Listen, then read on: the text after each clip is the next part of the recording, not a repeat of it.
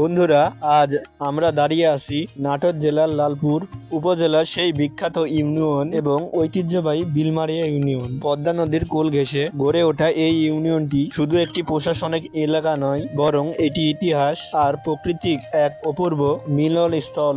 আপনারা যদি চারপাশটা দেখেন, নদীর বিশাল চর, দিগন্ত জোড়া ফসলের মাঠ, এই পলিমাটি এবং নদীর উত্তাল ঢেউ এই বিলমারিয়ার প্রাণ। এই ইউনিয়নের প্রতিটি কূলে লুকিয়ে আছে প্রাচীন ইতিহাস, বিশেষ করে ব্রিটিশ আমলে নীল চাষের সেই দিনগুলোর কথা মনে করিয়ে দেয়।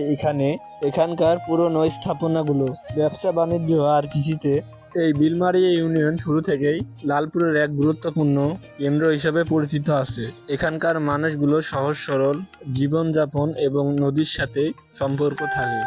তো কেমন হয়েছে ভিডিওটা সবাই বলবে, আর নেক্সট পার্টের জন্য ওয়েট করো, নেক্সট ভিডিও আইতেছে।